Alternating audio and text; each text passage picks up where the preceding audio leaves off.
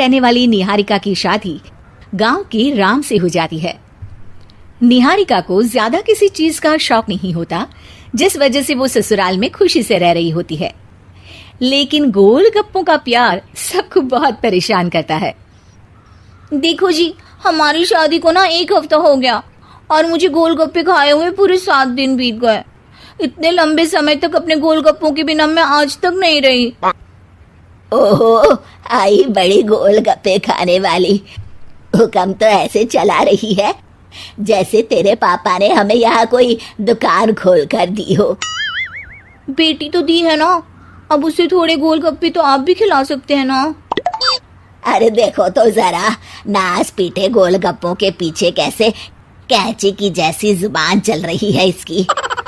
देखिए मम्मी जी, आप भले मुझे कुछ भी बोलिए, लेकिन अपने गोलगप्पों के लिए मैं कुछ नहीं सुन सकती। हाँ, अरे मैं तुम्हें गोलगप्पे खिला दूंगा, थोड़ा सब्र तो करो। पिछले 7 दिनों से सब्र ही तो कर रही हो ना। अरे गोलगप्पे ही तो है, इतना बेचैन क्यों हो रही हो? आ जाएंगे। सुनो जी, हम लड़कियां पति के बिना रह सकती हैं, पर गोलगप्पों के बिना नहीं, कभी नहीं। वो मेरा पहला और आखिरी प्यार है। निहारिका की बात सुनकर उसकी सास और पति सिर पकड़कर बैठ जाते हैं। जिसके बाद राम गोलगप्पों का इंतजाम करने घर से बाहर चला जाता है।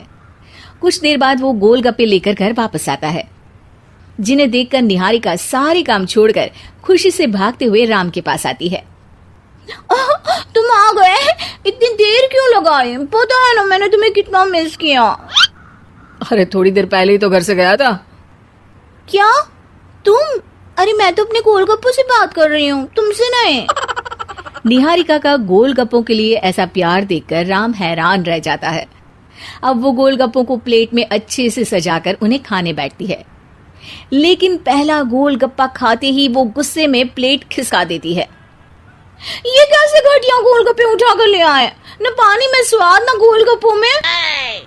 हाय हाय, महारानी के नखरे तो देखो, इन्हें गोलगप्पे में भी अलग अलग स्वाद चाहिए। ठीक है, आप लोग इस पर बहस मत शुरू कर देना, मैं ना कल दूसरी जगह से खरीद लाऊंगा, ठीक है? अगले दिन राम निहारिका के लिए गांव में दूसरी दुकान से गोलगप्पे खरीद कर लाता है, पर उसे वो भी पसंद नहीं आते। जिसके बाद बहुत दिनों तक यही सिलसिला चलता रहता है, जिसमें राम अपनी पत्नी के लिए दूसरे गांव तक जाकर वहां से भी गोलगप्पे खरीद कर लाता है, पर निहारिका को कहीं के कोई भी गोलगप्पे पसंद ही नहीं आते।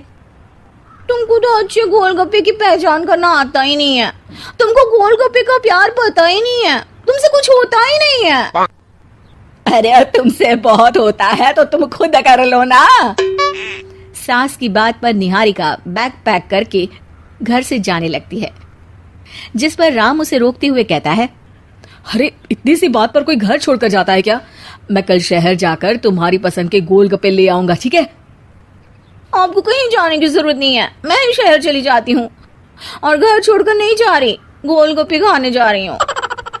ये कहकर निहारिका शहर में अपने पापा के घर चली जाती है, जहाँ पर वो सुबह के नाश्ते से लेकर रात के खाने तक में मन और पेट भर कर गोलगप्पे खाती रहती है, जिससे उसकी तबीयत खराब हो जाती है और उसे अस्पताल में एडमिट करना पड़ता है।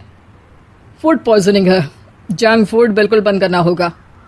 लो, बहुत गोलगप्पे करती रहती थी, कर दिया ना गोलगप्पे ने बीमार। और खाओ अब। माँ, इसके बारे में हम घर जाकर बात करेंगे।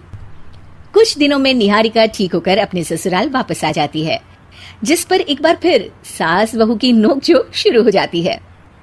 अब थोड़े दिन अपने प्यार से दूर रहना, नहीं तो इस बार सीधा भगवान के घर पहुंच जाओगी। इस बार सास की बात का कोई जवाब दिए बिना निहारिका अपने कमरे में चली जाती है।